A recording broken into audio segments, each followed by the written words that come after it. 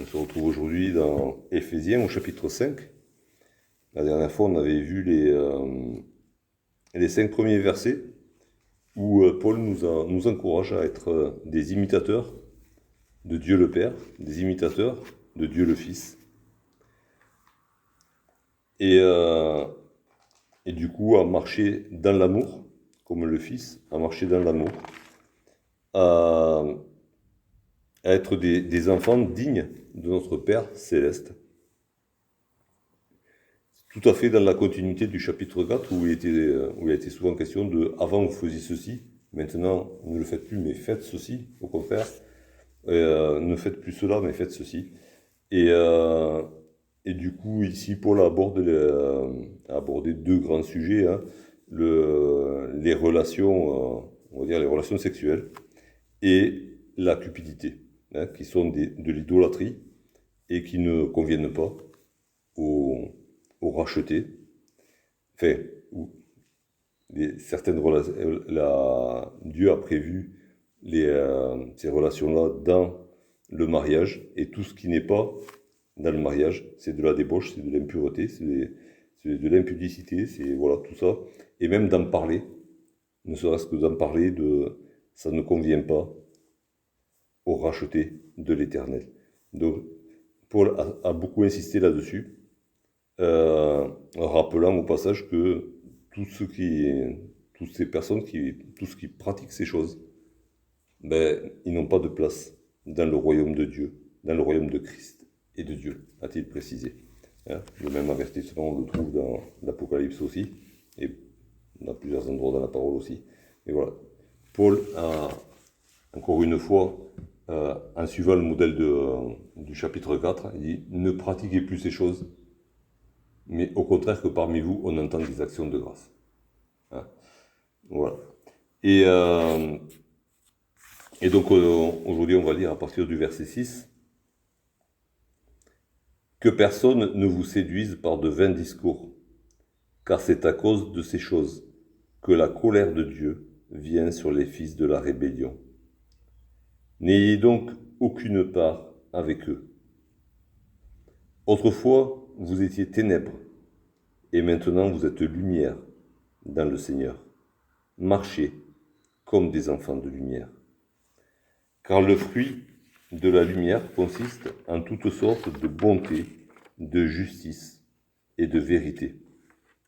Examinez ce qui est agréable au Seigneur, et ne prenez point part aux œuvres infructueuses des ténèbres, mais plutôt condamnez-les. » Paul poursuit sur ces mêmes sujets, et il donne cet avertissement que personne ne vous séduise par de vains discours. Et c'est un avertissement qu'on retrouve ailleurs dans le Nouveau Testament à plusieurs reprises. Le fait qu'il y a des gens qui vont essayer de séduire les rachetés par de vains discours. C'est pas par... c'est une séduction qui passe par la parole. Et Jésus a averti ses disciples, hein, alors c'est rapporté par Matthieu et par Marc, dans Matthieu au chapitre 24, et dans Marc c'est le texte parallèle, hein, dans Marc 13, 5. Alors Matthieu 24, 4, c'est dans un contexte où Jésus parle de la fin des temps, de la destruction de Jérusalem, de son retour. Et au verset 4, Matthieu 24, verset 4, Jésus dit « Prenez garde que personne ne vous séduise, car plusieurs viendront sous mon nom disant « C'est moi qui suis le Christ. » Hein, donc Jésus donne cet avertissement que personne ne vous séduise. Il va y avoir des séducteurs qui vont venir, qui vont se proclamer Christ, Fils de Dieu, et qui diront « C'est moi Jésus qui revient. »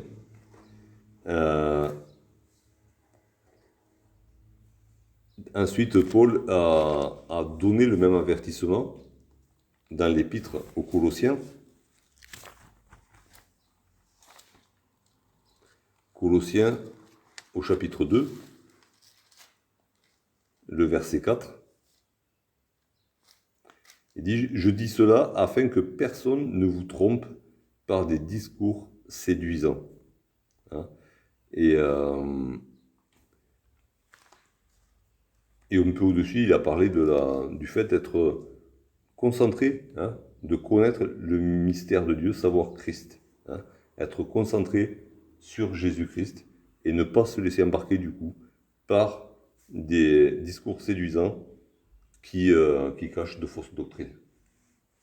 L'apôtre Paul, en Corinthiens, il parle même d'apôtres qui se transforment en apôtres de Christ, et c'est pas étonnant car Satan lui-même se transforme en ange de lumière. Ouais.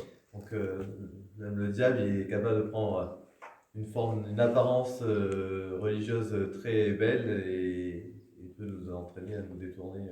Ouais. Par des miracles ou par des discours, hein, qui semblent aller dans le sens de la parole. Hein, et le diable sait très bien le faire, le diable sait très bien citer la parole, il la connaît. Hein. Il a essayé de séduire Jésus, bon ça n'a pas marché, c'était Jésus, mais ce qu'il n'a pas réussi avec Jésus, il essaye avec tous les rachetés. Hein. Et il présente des vérités, mais des vérités pour tromper. Hein. Paul aussi avertit les Thessaloniciens dans... Je crois que c'est dans la première épître, je n'ai pas noté.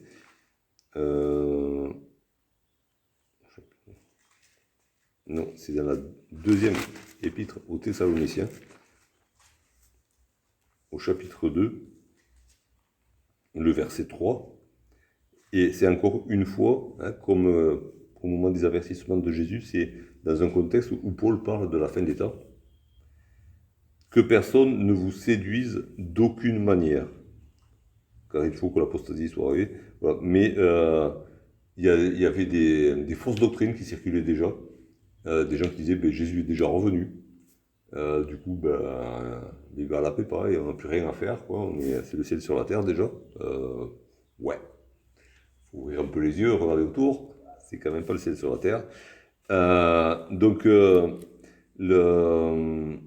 Encore une fois, c'est dans un contexte de la fin des temps.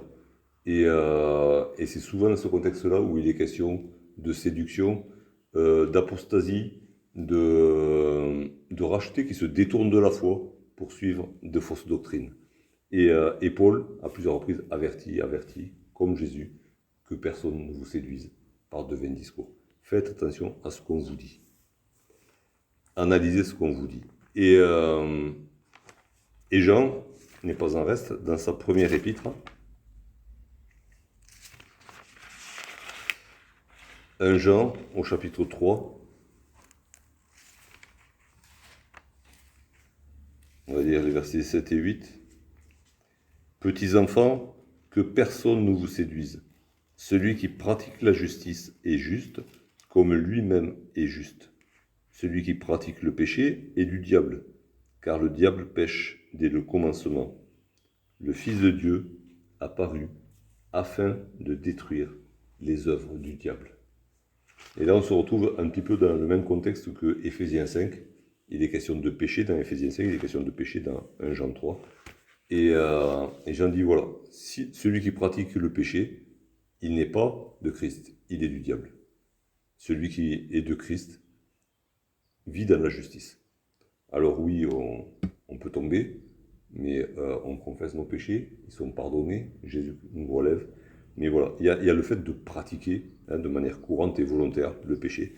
Et il a été question de ces péchés dans les 5 premiers versets. Et Paul, comme Jean, avertissent. Et à l'époque, ça existait déjà à l'époque de Paul, quand Jean a vécu plus longtemps encore, il y avait des fausses doctrines, il y avait des sectes où le dérèglement sexuel était quelque chose de recommandé même. Dieu est amour, alors vas-y quoi. Hein. Et l'évangile de la prospérité, ça n'a pas attendu le 21e siècle pour arriver. Hein. C'était déjà au 1er siècle, pareil. Et Et c'était sous un vernis de christianisme, mais c'était pas vraiment, c'était pas la volonté de Dieu, c'est pas la parole de Dieu, pleine et entière. Et du coup, Jean, comme Paul, avertissent.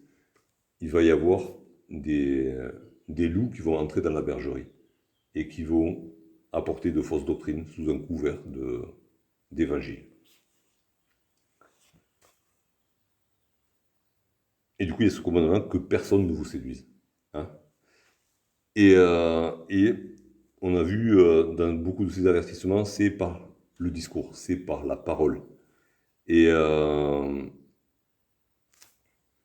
c'est quelque chose qu'on retrouve ailleurs aussi, c'est la séduction par la parole. Alors déjà, le diable, le séducteur, ben, c'est comme ça qu'il a fait tomber Adam et Ève, c'est par la parole. Hein. Par sa parole, il a fait douter de la parole de Dieu. Et Paul avertit Timothée par rapport à ses discours, à ses vains discours. Hein. Donc, un discours qui est vain, c'est un discours qui n'apporte rien de beau, hein. Un discours qui est creux, mais qui est séduisant. Hein. Il y a une belle forme, de jolies paroles, mais dedans, il n'y a rien de beau. Et un peu plus loin, il est question des œuvres infructueuses. Hein. Donc, c'est un soufflet, ça gonfle, ça gonfle, ça gonfle, et à l'arrivée, il n'y a plus rien dedans. Ça ne produit rien de bon. Et dans la première épître à Timothée, et dans la deuxième aussi, Paul l'avertit par rapport à ces discoureurs qui peuvent séduire. 1 Timothée 1, au verset 6. Quelques-uns s'étant détournés de ces choses se sont égarés dans de vains discours. Ils veulent être docteurs de la loi et ils ne comprennent ni ce qu'ils disent, ni ce qu'ils affirment. Donc il y a des gens déjà, ils se séduisent eux-mêmes. Hein. Par leurs propres paroles, ils arrivent à se raconter des histoires et à y croire. Alors qu'ils croient interpréter la parole de Dieu, mais ils ne la comprennent pas. Et du coup, ils peuvent aussi entraîner les autres derrière. Il suffit d'avoir un peu de charisme et savoir faire de belles phrases, mais même sans intention de tromper, on peut tromper les autres. Et toujours dans la première épître de Paul à Timothée, au chapitre 6, et au verset 2,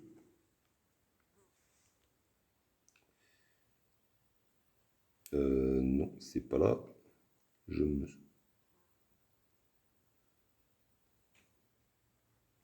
j'ai pas vérifié.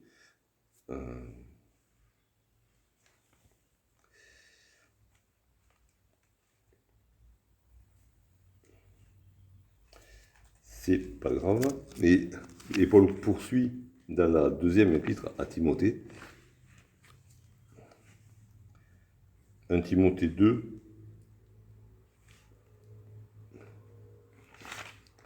Je ne sais pas. 1 Timothée 2 au verset 16. Évite des discours vains et profanes, car ceux qui les tiennent avanceront toujours plus dans l'impiété. Et là, on peut faire le parallèle avec Éphésiens 5. Hein. Ceux qui ont ces discours vains, ces discours profanes, ces discours qui peut-être ont un vernis d'évangile, mais qui ne sont pas basés sur la parole. Mais 2 Timothée 2, 16. Ils vont avancer de plus en plus dans le péché. Et ils vont entraîner ceux qui les écoutent dans le péché aussi.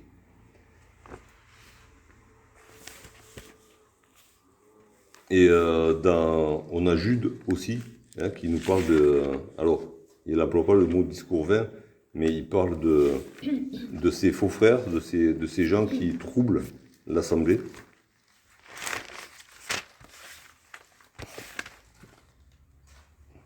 Jude, donc voilà, dans le chapitre unique de Jude, on peut lire les versets 3 et 4.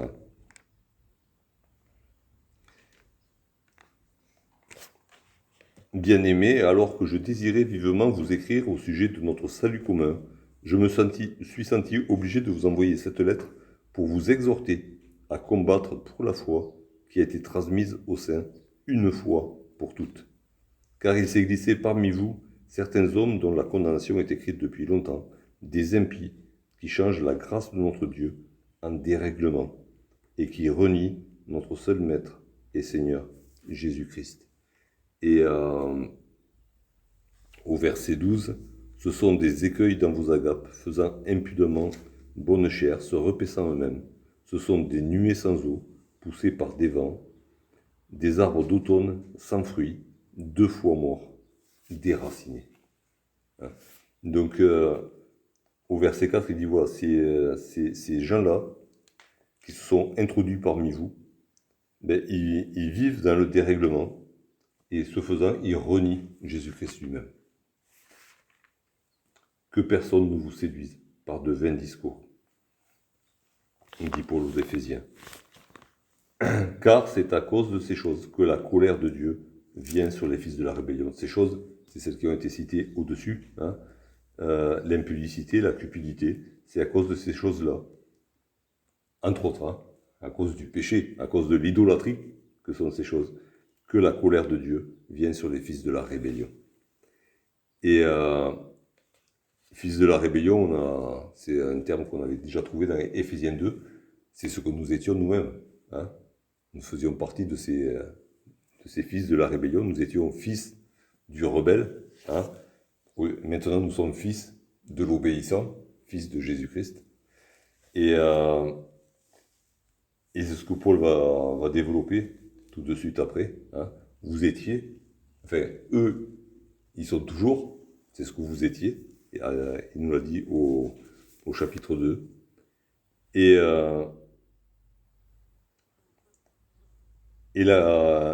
du coup, que personne ne vous séduise. Donc il y a les séducteurs qui sont là. Nous, on doit résister à la séduction et nous concentrer, comme l'a dit Jude, sur la foi qui nous a été transmise une fois pour toutes. Hein.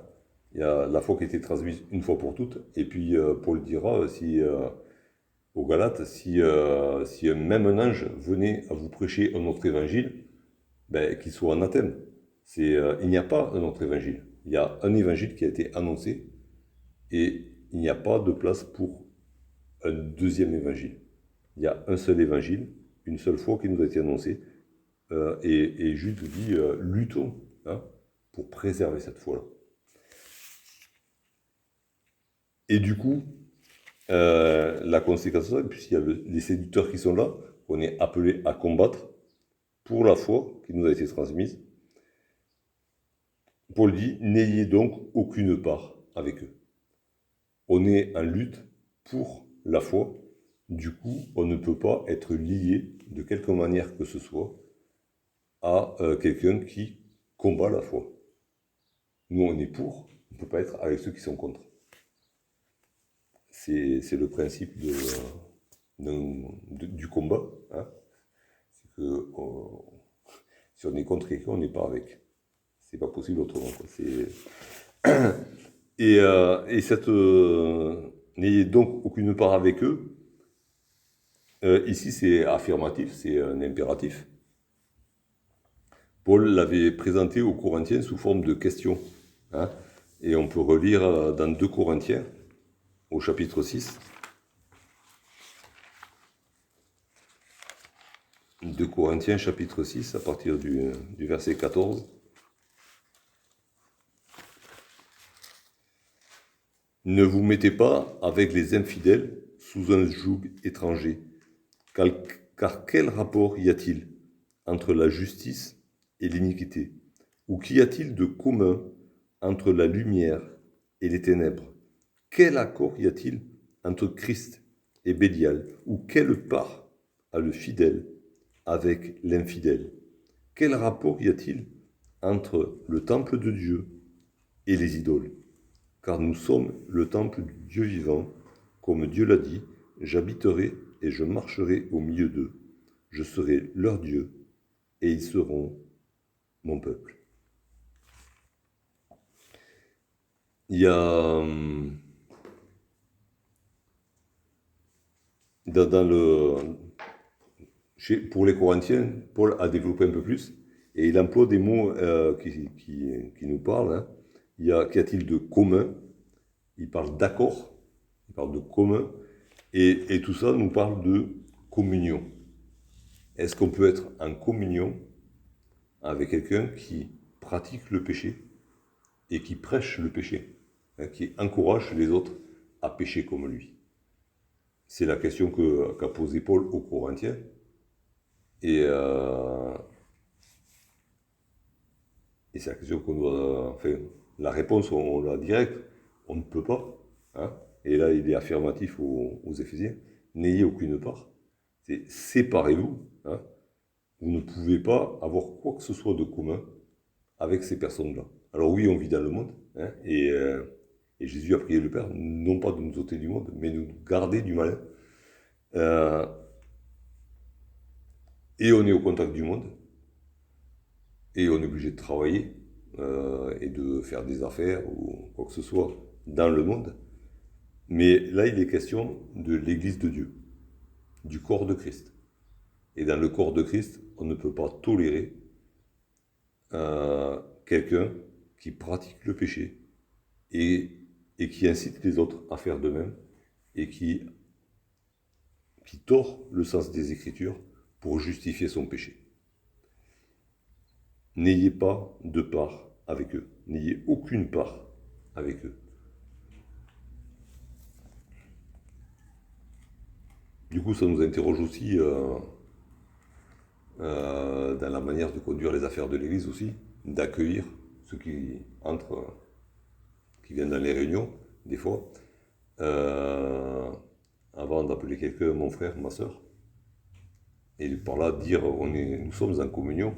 Alors, il peut y avoir des exagérations aussi dans ce sens-là, mais il faut prendre le temps d'examiner et la vie et les paroles des personnes en question avant de se lancer dans quelque chose dans un partage de communion, et je ne parle pas seulement de la Sainte Seine, hein, mais de tout ce qu'on peut faire ensemble pour le Seigneur. Parce que comment faire quelque chose ensemble pour le Seigneur avec quelqu'un qui ne marche pas selon l'enseignement du Seigneur, qui est ouvertement prêche des doctrines, voilà, puisque le Seigneur nous a pardonné, comme dit dans Jude, il transforme la grâce en dérèglement. Non, on ne peut pas marcher dans ces choses-là. Après, on a tous nos faiblesses et on doit les confesser et on doit s'exhorter les uns les autres à marcher dans la sainteté. Mais faisons attention à comment on s'engage mutuellement avec des personnes qu'on ne connaît pas bien.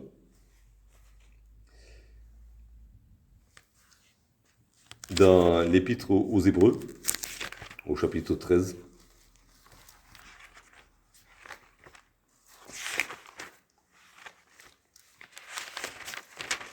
il est question de séparation aussi. Hébreux 13, au verset 9 et au verset 13. Ne vous laissez pas entraîner par des doctrines diverses et étrangères, car il est bon que le cœur soit affermi par la grâce, et non par des aliments qui n'ont servi à rien à ceux qui s'y sont attachés. Ne vous laissez pas entraîner par des doctrines diverses et étrangères. Il y en aura, il y en a eu, il y en aura. À nous de mener le bon combat pour la foi et de ne pas nous laisser entraîner. Et au verset 13, sortons donc pour aller à lui, à Jésus, hors du camp, en portant son opprobre.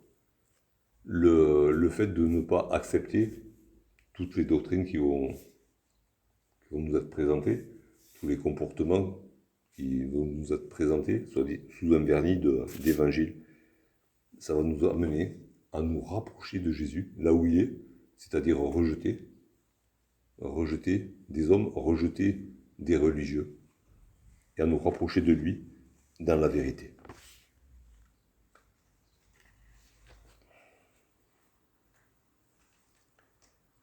Autrefois, vous étiez ténèbres, et maintenant, vous êtes lumière dans le Seigneur. Marchez comme des enfants de lumière. Il a dit, on l'a lu tout à l'heure dans 2 Corinthiens, quel accord y a-t-il entre la lumière et les ténèbres? Il n'y en a pas.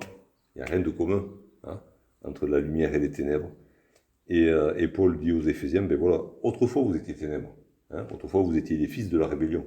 Maintenant vous avez été adoptés. Maintenant vous êtes lumière en Jésus-Christ. Alors, comme il a déjà dit au verset 1er et au verset 2, devenez les imitateurs de la lumière. Devenez les imitateurs de Jésus-Christ. Et marchez dans la lumière. Au verset 2, il a dit marchez dans l'amour.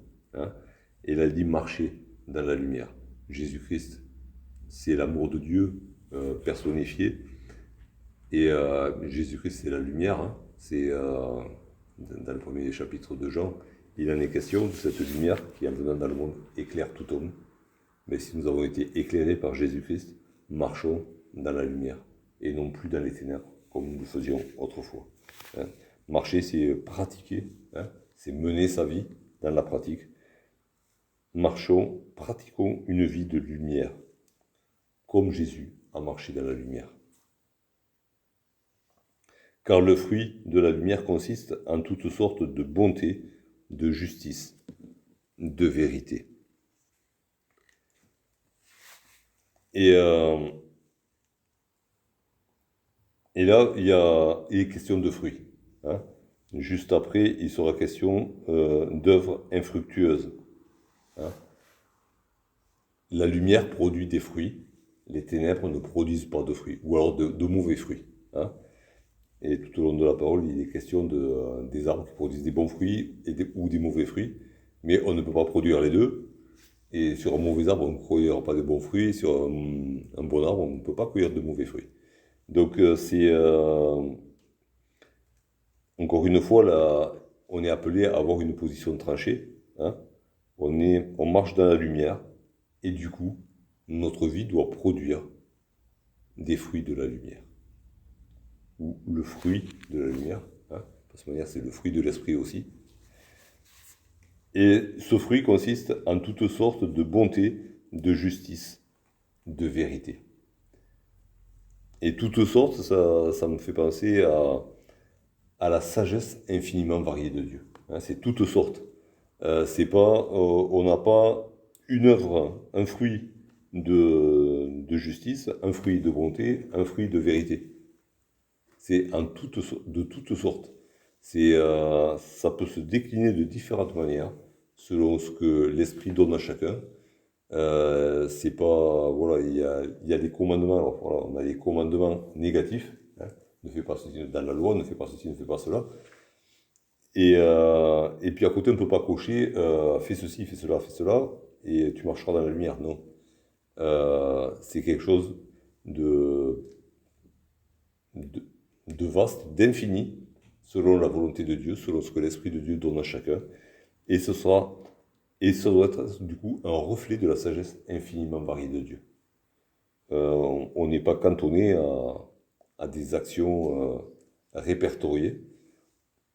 On est libre dans l'esprit de marcher dans la lumière et de produire des fruits en toutes sortes de bonté, de justice, de vérité.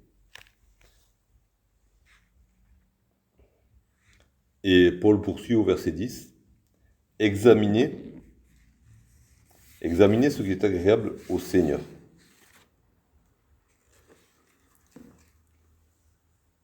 Et qu'est-ce qui est agréable au Seigneur?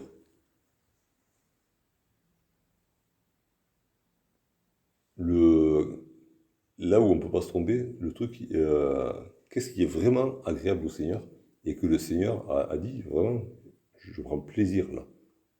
C'est notre Seigneur Jésus-Christ. Alors oui, il y a quand on marche dans la lumière, on est agréable au Seigneur, mais celui qui a été vraiment agréable au Seigneur, c'est Jésus-Christ. Examinez donc ce qui est agréable au Seigneur, celui qui est agréable au Seigneur. et c'est lui notre modèle. Hein. Encore une fois, il est question d'avoir un modèle. Au verset 2, il était question de marcher dans l'amour à l'exemple de Jésus-Christ, hein, selon le modèle de Jésus-Christ. Et là, il est question d'examiner ce qui est agréable au Seigneur. Alors, pour être sûr de ne pas se tromper, examinons Jésus-Christ. Hein. Mais vraiment, cherchons à connaître Jésus-Christ. Examiner, c'est vraiment... c'est creuser. C'est pas... il n'est pas question d'être superficiel. Il est question de vraiment creuser, d'examiner notre modèle, d'examiner Jésus-Christ.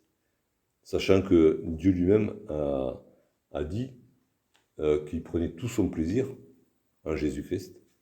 Et dans Jean 8,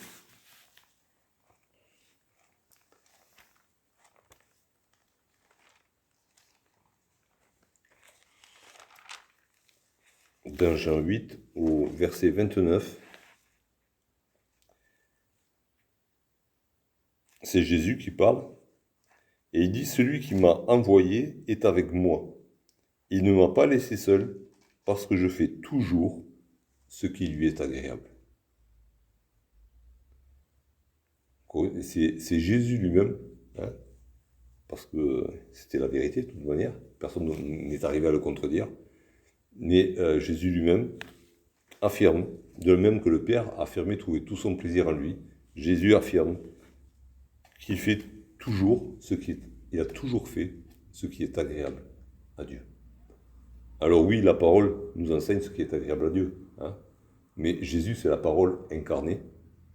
Alors, dans les évangiles, on peut voir, dans les évangiles et même dans les prophéties qui parlent de Jésus, hein, on peut voir Jésus. On peut le voir vivre, on le voit parler, on le voit agir. On le voit dans sa relation avec son Père, on le voit dans sa relation avec ses disciples, avec les foules, avec les autorités, avec les pécheurs, avec les religieux. Et examiner ce qui est agréable à Dieu. Alors oui, on est appelé à étudier la parole, et la parole nous montre ce qui est agréable à Dieu. Jésus lui-même est un exemple pour nous, et le Saint-Esprit nous rappelle les paroles de Jésus, nous rappelle Jésus lui-même, et nous montre sur quel modèle nous devons calquer notre vie, notre marche, pour pouvoir être agréables nous-mêmes à Dieu.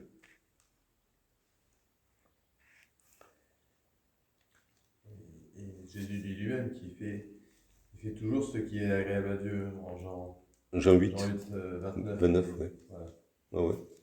Donc, et que même il a toujours la volonté de son Père. Donc c'est pas sa volonté à lui, c'est la volonté du Père. oui, ça, il le dit, il le répète. Complètement, c'est tout ce que Dieu veut, ce qui lui fait plaisir, que Jésus applique. Voilà, donc c'est notre modèle. C'est sur lui qu'on doit avoir les yeux fixés. Hein, on est au milieu de cette grande nuée de témoins, mais les yeux fixés sur Jésus-Christ. Et du coup, Paul revient à cette histoire. Il y a les séducteurs qui sont là. Hein. Il y a les séducteurs qui sont là. Il y a la foi qui nous a été annoncée. Et on est appelé à marcher dans la lumière et non plus dans les ténèbres. Et on fait quoi avec ces fausses doctrines, avec ces pécheurs, ces religieux pécheurs, ou ces pécheurs religieux qui veulent justifier leur péché par de fausses doctrines. Au verset 11, « Ne prenez point part aux œuvres infructueuses des ténèbres, mais plutôt condamnez-les. » Ne prenez point part, on l'a vu tout à l'heure, c'est n'ayez pas de communion. Hein. Vous êtes par l'Esprit, vous êtes en communion avec Dieu, vous êtes en communion avec Jésus, vous êtes en communion les uns avec les autres, vous qui avez été rachetés. Alors, vous ne pouvez pas être en communion avec les ténèbres. N'ayez aucune part avec eux. Mais plutôt condamnez-les. Alors, condamner, faire attention quand même, c'est pas traîner sur un bûcher. Hein. C'est ça, le mot n'a pas ce sens-là. Hein. Condamner, c'est pas condamner à mort. Dans la Hein. Darby, ils traduisent reprenez-les. Voilà, c'est exactement ça. Hein. Alors, alors, forcément, on ne peut pas mettre tous les sens. Hein. Il y a déjà dénoncer le péché. Donc, dire la vérité. Si quelqu'un dit ou fait ces choses dans l'assemblée, il faut dire c'est du péché. Hein. Et le même mot veut dire aussi dénoncer en faisant honte. Hein. Vraiment dire voilà, c'est ce que tu fais, c'est vraiment honteux. C'est pas juste oui, c'est un péché. Et puis on passe à autre chose, non, c'est un péché et du coup c'est une honte. Hein. Ça n'a rien à faire là, quoi. Et reprendre. Dans la foulée, c'est reprendre. Et c'est reprendre, corriger. Hein. Corriger, mais c'est pas la correction en coup de bâton non plus. D'accord? C'est reprendre pour relever. Et c'est ce que Jésus enseigne à ses disciples, hein, quand il dit si ton frère a péché, va, reprends-le, et si tu écoutes, tu as gagné ton frère. Hein. Ça peut être. Alors, parce que c'est peut-être pas forcément un loup qui s'est déguisé en brebis, c'est juste un frère qui n'a pas compris ou qui s'est laissé entraîner. Si c'est un frère, va, reprends-le. C'est le même mot, mais reprends-le sévèrement s'il faut, quoi. Hein. Parce qu'après, il est question, si tu n'écoutes pas, ben, tu vas y aller avec deux ou trois témoins, et puis s'il n'écoute pas, ben, tu le dis à toute l'assemblée. Et tu l'exclus derrière. Donc il y a de la sévérité, il y a de la poigne, mais le but c'est de relever, hein, c'est pas d'éliminer. C'est pas une justification de tous les bûchers de la terre. Voilà. Et j'avais noté aussi une autre parole de Jésus dans Jean 8, toujours.